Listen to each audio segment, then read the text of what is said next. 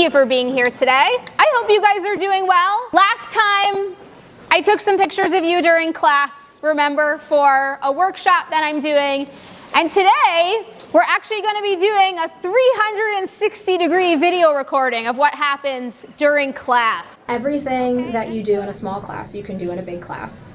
You just have to shift your method for creating motivation for the students. How do I motivate them? Because that's the biggest pushback. The purpose of doing this, the reason why I want to get some video clips of what happens during class, I give workshops at the Center for Learning and Teaching on how to create engagement in large classes like this. And people are skeptical.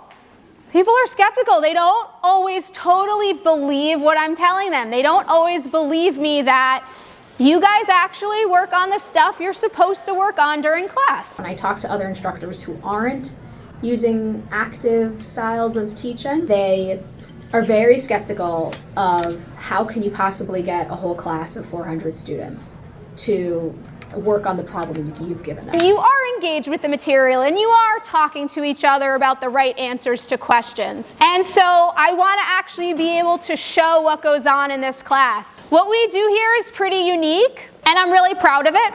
I'm proud of what you guys accomplish every time that you come in here. And so we're going to take some evidence of that today. In the beginning of the semester, I spend maybe 15 minutes telling them why I like to teach with active learning, telling them that their grades are going to be higher, showing them that graph. This is my grade distribution for the first 6 years that I taught. Yeah. And you can see that I started in fall 2017, and that is the dark blue lines. Mm-hmm. Everything is shifted over to the left. Right. And then I started doing active teaching with active learning opportunities for the students. And so you can see that if you look at the most recent year where I plotted data, fall 2023, so that's the lightest blue line, you can see a huge shift in how the students are doing. It's pretty unheard of for such a big class. And so I'm really proud of that. Okay, so our lecture today is Mendelian genetics. Here are our learning objectives, the list of things you need to know how to do. At the end of this lecture, you should be able to match metaphase plate alignment with resulting gametes and identify where all of that is represented in a Punnett square. And then you should be able to do the same thing for crossing over, for crossover events. You're going to predict the specific genetic outcome of chromosome movement and crossover during meiosis.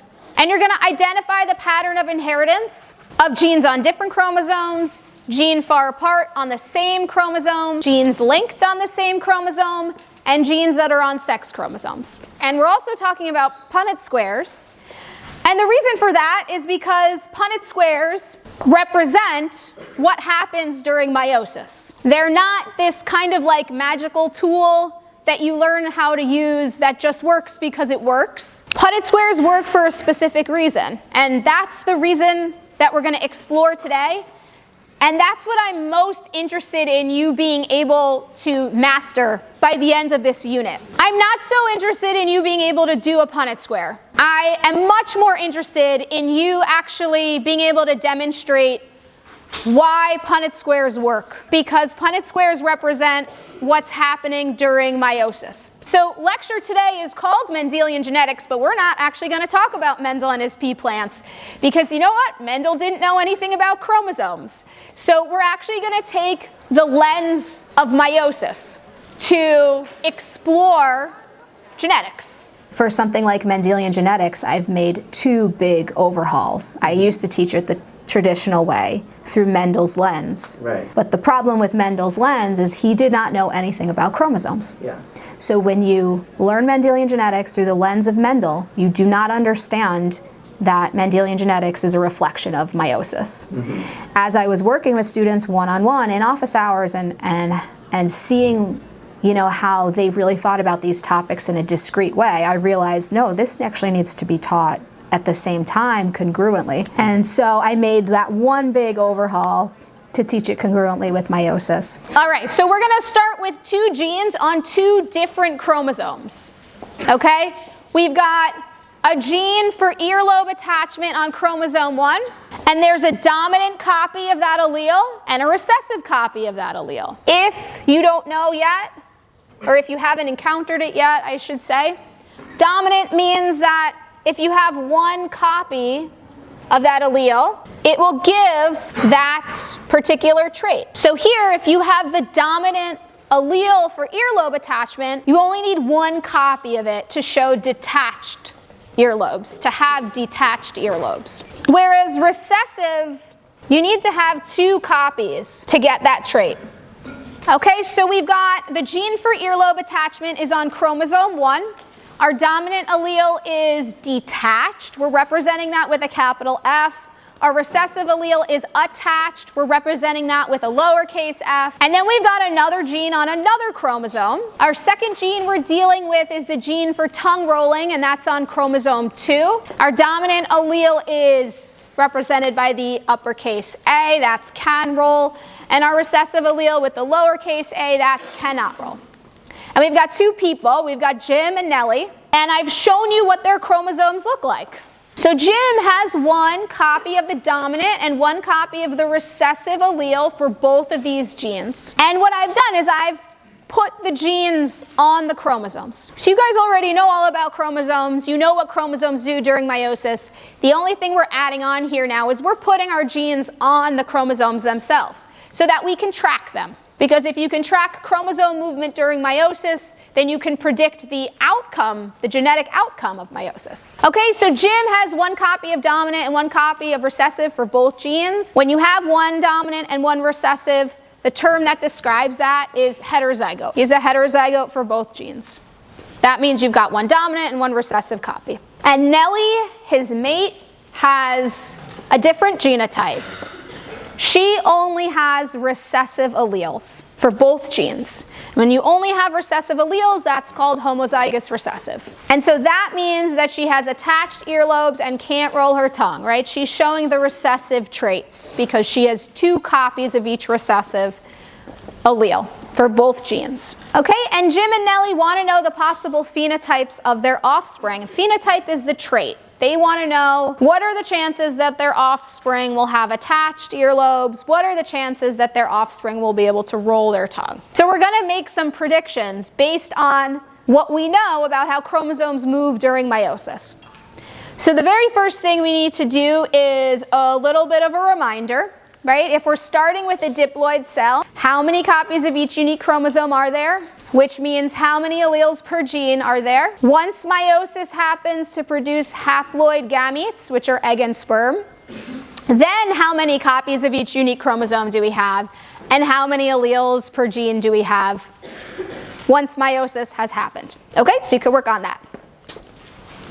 So how do you decide or develop the times in each section that you're going to be like, all right, I'm going to shut up and have me work on something? How do you choose those moments? Any time that I can create a follow-up question where they're applying the material to something, I do that. Right. So sometimes that's 5 times throughout lecture, sometimes that's 7 times, 8 times.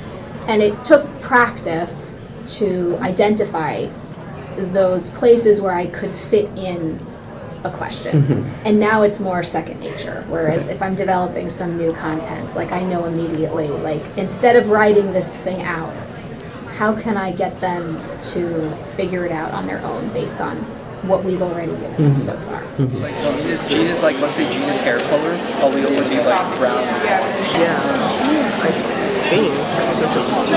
Is it 2, 2, 1, 2? And that is that 2. Is it 2, 2, 1? Thank you, man. Great. First group, triple bonders 33.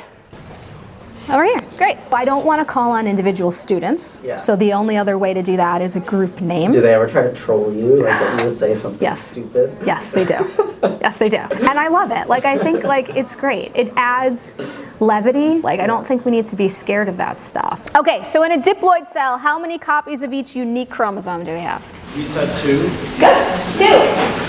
How many alleles per gene? Okay, well, let's draw our chromosome. So if we've got 2 copies of each unique chromosome, here's chromosome 1, 2 copies. Here's chromosome 2 with 2 copies of it, right? So chromosome 1, 1, 2. Chromosome 2, 1, 2. We've got 2 copies of each unique chromosome. 2 copies of chromosome 1, 2 copies of chromosome 2. Now, how many alleles per gene, right? So how many letter Fs do we have? 2. And how many letter A's do we have? 2. 2 alleles per gene. Because alleles are on chromosomes. Okay? And so again, alleles, if you're not sure, the best way to do it is just draw your chromosomes and count what you see. Alleles are going to be upper or lowercase letters, and the gene is just represented by the single letter, right? So how many upper or lowercase F's do you see? 2. How many upper or lowercase A's do you see? 2. Okay, now in our haploid state, our chromosomes get pulled apart, right? So now how many copies of each unique chromosome do we have? 1. Good. How about alleles per gene? Also 1. Very good. Gametes have 1 copy of each unique chromosome, which means they have 1 allele per gene. Yeah, Talia. So there would be 4 genes. Well, there's hundreds of genes. What you're looking at here are 2 different genes. So you have 2 different letters here. In this particular case, there's 2 different letters. There's the letter F and the letter A. These are 2 different genes, but each one has 2 versions of that gene. So there would be 2 genes in this case. Yep, and each gene has 2 copies of it. Gametes have 1 copy of each unique chromosome, which means they have 1 allele per gene. And remember that gametes are egg and sperm. They are the result of meiosis. There are times during this unit that I think about putting this sentence on a poster and just putting it like on the wall of my office, just in huge letters. Because this is so foundational and so important to everything that we're going to do moving forward in meiosis, in Mendelian genetics with Punnett squares, but also in the rest of genetics, right? So star this in your notes. If you find yourself having trouble making gametes, this is the only thing you need to be successful. Gametes only have 1 allele per gene. Take a picture of it and make it the back photo of your phone.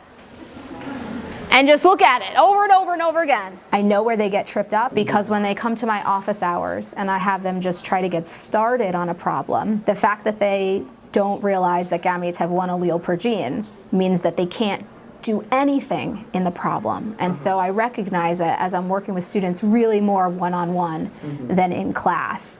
And I can see, okay, that is where they're all going wrong, is that one particular thing that I really try to focus on it. Okay, gametes have only 1 allele per gene, which means they can only have 1 letter, 1 of each letter, right? We can't have 2 F's in a gamete because we only have 1 allele per gene in our gametes. We can't have 2 A's in a gamete. Here's a question. Oh, question. Go ahead. Could you just draw the chromosomes for the haploid? Yeah, so what are the possible haploid cells could look like? You could get a haploid cell that looks like this, right? 1 copy of each chromosome. So you have 1 copy of chromosome 1, 1 copy of chromosome 2. That's one possibility. Another possibility that would result from meiosis, again, 1 copy of 1, 1 copy of 2. I can use color here if that helps, right? If this is my maternal chromosomes, and these are my paternal chromosomes, right? In this gamete, I've got 2 maternals, the maternal from chromosome 1 and the maternal from chromosome 2. In the other possibility, I could have the maternal from chromosome 1 and the paternal from chromosome 2. 1 copy of each chromosome. I'm only going to have 1 copy of chromosome 1 and 1 copy of chromosome 2 in my gametes, okay? So what are the possible combinations of alleles in gametes produced by both Jim and Nellie?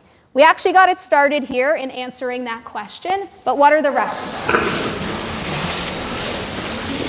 I really like the energy of being in a big class. Like, I think there's something really cool and really special in actually creating a community of 400 people who are sitting in a room and may not necessarily want to be there and may be a little bit fatigued or have other things on their mind. Like you'll do this across from this? Well, homologs line up across from each other. Oh, so this Right, so we've got chromosome 1 here. The only thing that's different than what we did last time is the fact that now we've got genes on those chromosomes. So would it just be uppercase F and lowercase F? Line up across from each other. Yep, just like that. So I think like doing the Punnett squares probably like might be helpful. I like that challenge of trying to create that community and trying to make it both challenging and supportive. Okay, next group, visionary scientists. Visionary scientists. You're here, okay. I see hands in the back. Let's start with Jim, and I'll just redraw his chromosomes really quickly. What are the gametes that Jim can make? Capital F, lowercase a. Good. Capital F, capital A. Good. And then capital A, lowercase f. And then lowercase a, lowercase f. Very good. Jim can make 4 possible gametes. And what about Nellie? Nellie's different, right? Because she only has the recessive alleles. What are the gametes that she can make? Lowercase f, lowercase a. Very good, right? So here are our gametes. Remember, gametes are egg and sperm. And remember, gametes only have 1 copy or 1 allele per gene, which means they can't have 2 Fs and 2 As. A gamete is only going to have 1 of each letter. Okay, so Jim has 4 possible gametes he could make. Nellie only has 1. And so what meiotic process is responsible for these combinations, especially when dealing with Jim? What is the meiotic process that produces these 4 possibilities? People also worry that if students are working in groups, that there's going to be freeloaders, that one student is going to carry the rest of them, and, and you're not going to be able to individually assess, which student is present. I think that's missing the point. It's missing the point. Yeah. It's missing the point. The point is not surveillance. I'm not interested in surveillance of my students. Yeah. I'm interested in creating the right motivation, the right balance of motivation to get as many students engaged and attending class as possible. And you saw, the class is filled. Yeah. I have really high attendance and I don't take attendance. And that's one thing that people ask. How do you take attendance in a big class? They use iClickers or other apps, and they get annoyed that the students will... You take attendance by making sure they're having a good time. Right.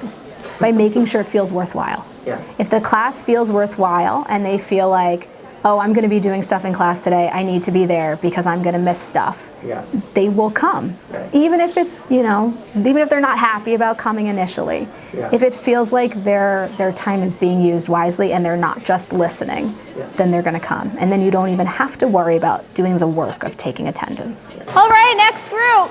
Are you here? Okay. See your hands. Okay, so which meiotic process is responsible for these combinations? B. Good, yes, independent assortment. How do you know that it's B? I don't know, I just kind of remembered it. Okay, good, kind of remembered. I'll take it.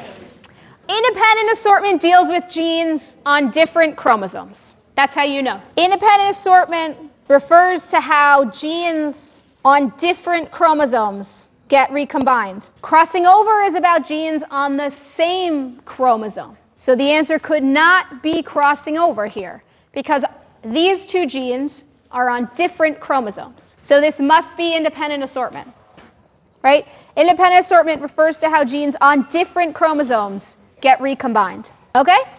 And so now what we're going to do is not just say that that's the case, but we're actually going to go through meiosis to demonstrate how independent assortment is responsible for these 4 alleles, right? We're going to answer this question, how?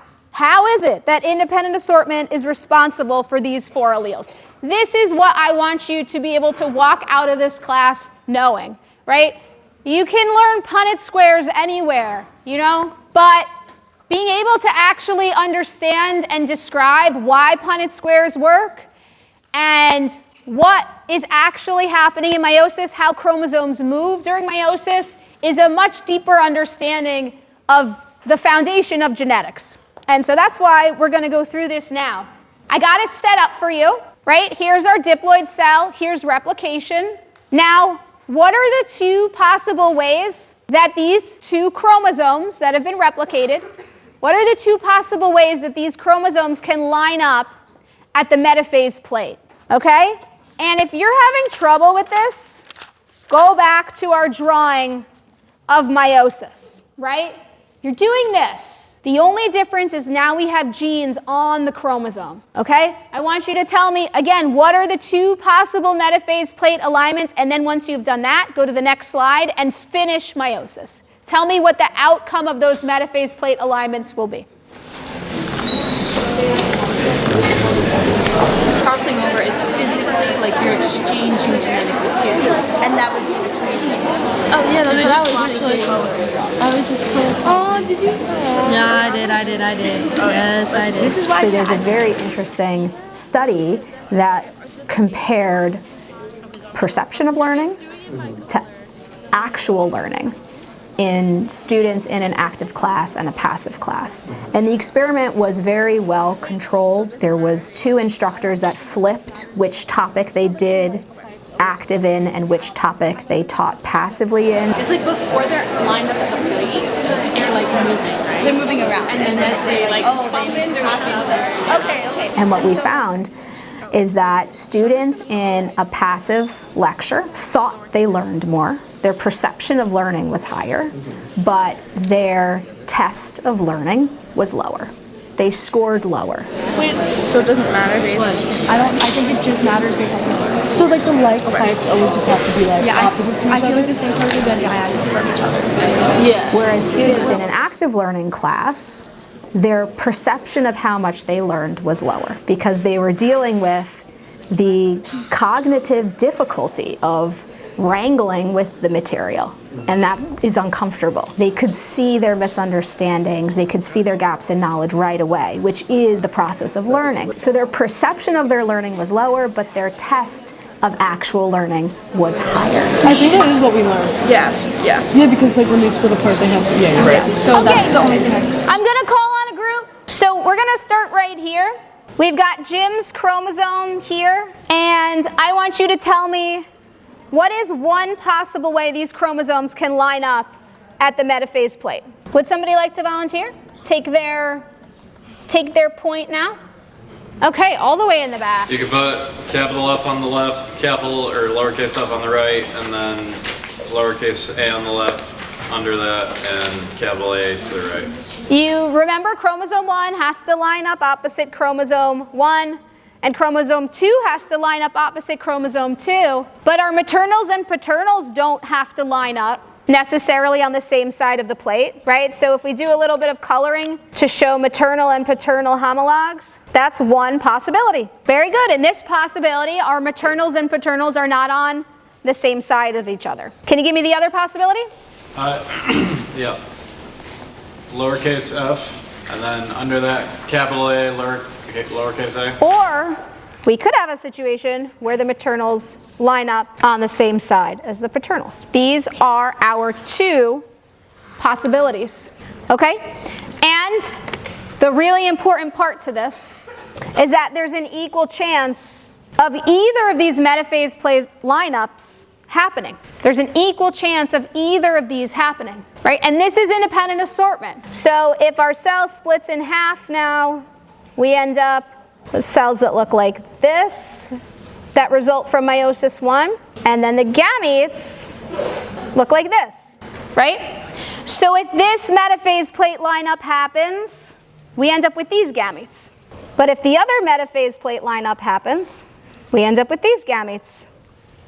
And because there's an equal chance of either metaphase plate lineup happening, there's also an equal chance of either of these pairs of gametes being produced, right? You either get these, if this lineup happens, or these, if this lineup happens. Equal chance of both sets of gametes. So let's go back to that previous question. Which meiotic process is responsible for these 4 gametic combinations that we figured out? Well, the meiotic process that's responsible is the one that is happening right here, which is independent assortment, right? Independent assortment is random. Again, that's why the answer to this question is independent assortment, because these 4 gametes which we created are the result of independent assortment. They're the result of either this metaphase plate lineup happening or this metaphase plate lineup happening. There's an equal chance of both metaphase plate lineups, which means there's an equal chance of both sets of gametes. How is that? Okay? Questions? Yeah. I did color code it. You want me to finish coloring all the way down? Sure, I can do that. And the colors are just representing maternals and paternals. Okay, so now what I want you to do is connect independent assortment and meiosis with Punnett squares. So you may have done a Punnett square before. Most people come into this class at least having done it once in 6th or 8th grade. If you've never done a Punnett square before, that's okay, because that means you're starting fresh. But most of you have. And so what I want you to do next is put our gametes, remember? Put our gametes, which are right here, put our gametes in a Punnett square. I want you to set up the beginning of a Punnett square, right? The Punnett square represents a cross or a mating between Jim and Nellie. And I want you to set up that Punnett square. Where do the gametes go? You don't have to finish the whole thing. I just want you to show me where the gametes go in a Punnett square. So would this be like 4 Punnett squares? No, just one. I'll just get you started here, right? You have as many columns and as many rows as you need. Oh, okay. Right, yeah. What you doing? Oh, sorry. Oh no, come on. Punnett square. Can you put it totally away? Like in your bag? Thanks. I don't want what they do in class to be impossible. I want most of the students to kind of be able to get there with a little bit of struggle, a little bit of reach. That's not a Punnett square. What? That's not a Punnett square. You've made gametes. You've just rewritten our gametes. You haven't made a Punnett square. That's not a Punnett square. In terms of how do you get the most students to succeed as possible, there is an answer to that question. Like, we do know what works, and we have decades of research that shows that active learning works, and I have my own grades that I can show. A Punnett square is when you take your gametes and you line them up. Right? That's a Punnett square? Yeah. I say things like, we're working on this particular practice problem because this is the question that many students got wrong on the exam last semester. Okay. And I don't want you to get this question wrong. I want you to get this question right when you see it next week. Mm-hmm. So we're going to work on this now. Can I show you something? You already have your gametes, right? These are all the gametes that Jim can make. So Jim has 4 possibilities. Nellie has 1. Now we got to combine them. Oh! So it doesn't just have to be, oh my gosh, wait, it's the same. Because it doesn't have to be like the double eyes and the head is Get that up. Okay, we got that. And then, I think I can sing. Okay. yes! All right. So let's get this Punnett square started. Who feels brave and wants to get me started on this Punnett square? Right there, back middle. Go ahead, get me started. So on the top, I got like 16 squares like that. Okay. And so on the top, I had big F, little f, big A, big F, big A. Okay, perfect. So these are Jim's gametes, and they go across the top, and you create as many columns as you need. A Punnett square is representing an actual cross, a mating between 2 individuals. This box right here is a trick that sometimes you get taught to create the gametes. This isn't a Punnett square. I kind of hate this and wish that they would stop teaching it, because students then think it's a Punnett square and it's not. Okay? If you understand meiosis, you don't need this stupid little box. Okay? So my goal is that you know meiosis. Talking about when they all go in the uproar. Yeah. So I love those moments now. Uh-huh. That was what I was most scared about when I first started active teaching. Uh-huh. Was those moments of uproar. How do you get them to like get? They weren't rebelling. They were just like. They were reacting. Yeah. And I love that now. Uh-huh. Like, if I can get them to react like that means that they're paying attention. Right. They're reacting to something that happened in class. They're having like an emotion about it. Yeah. Even if it's a little frustration, Uh-huh. I think it's positive. Yeah, for sure. Okay, so that's Jim's gametes. Where do I put Nellie's gametes? Along the side, and your Punnett square only needs to be as big as it needs to be. Okay? So you made 16 boxes, and that's fine. It's not incorrect. But I'm going to encourage you guys to make your Punnett square only as big as it needs to be.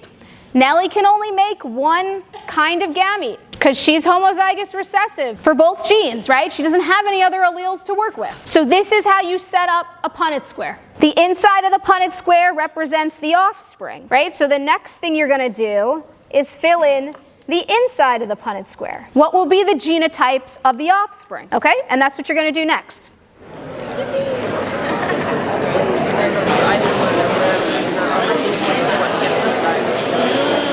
I see that, and then that, and then that, and then that. I want you to do well.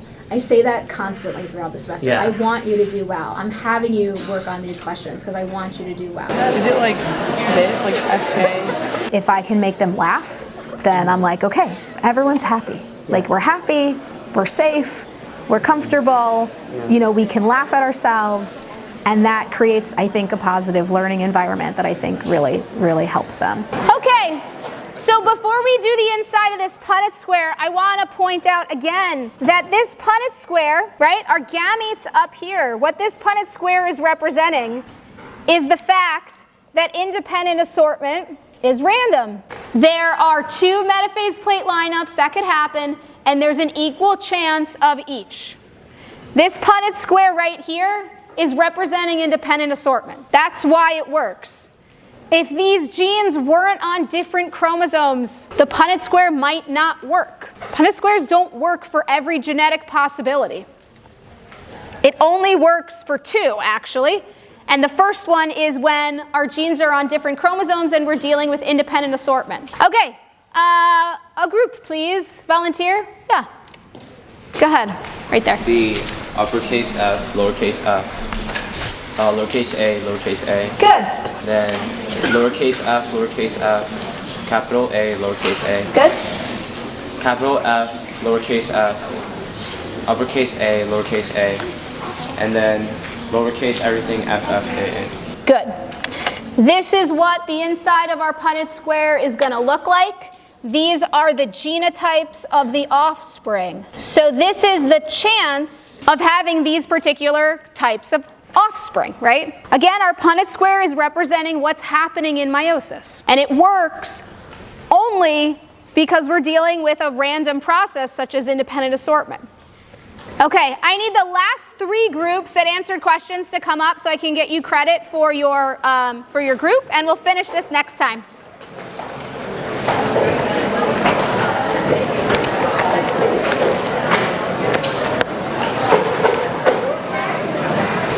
So y'all can come over here. What does answering questions do for the rest of you? Despite the class being so big, it doesn't feel that way. And I think like her personality is also like really bubbly. Like if her personality was low, I don't think the class would be as interesting. So I think she makes the topic really engaging and helpful for the class to be active too, you know. I agree with that. I think it also helps you to build confidence a lot, because sometimes when you're just getting lectured at and then you have to go figure everything out again at home, it's way easier this way because she shows you can do it in class and then you're able to do it at home and then on the test. Yeah, I really do like how broken down her questions are. I do know most of my questions, my classes are in the lecture hall, and when we are asked questions in class, it's through things like iClicker or like different online forums.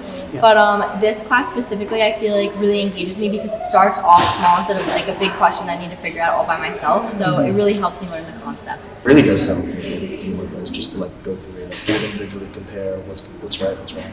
Do y'all like explaining stuff to each other? Yeah. I think it's really helpful because we also get to do that in class, but because of the group formation, if we have questions outside of class, that continues because we build this trust through explaining stuff in class, and then we can talk outside of class, and at least you know someone who's in the same class with you and has the same content to go through. Yeah. Cool. Thank you so much. Thank you. Have a great rest of your day. I do try to make sure that it's safe. I think you can be safe and still create a little bit of fear. Just a little bit. Just a little bit of fear. You can be safe and feel a little afraid at the same time, I think. I don't know what word you would use for that. Well, there was a student today who described you as bubbly. Oh my god! So if a student's calling me bubbly, wow, I'm done. Like, I can retire now.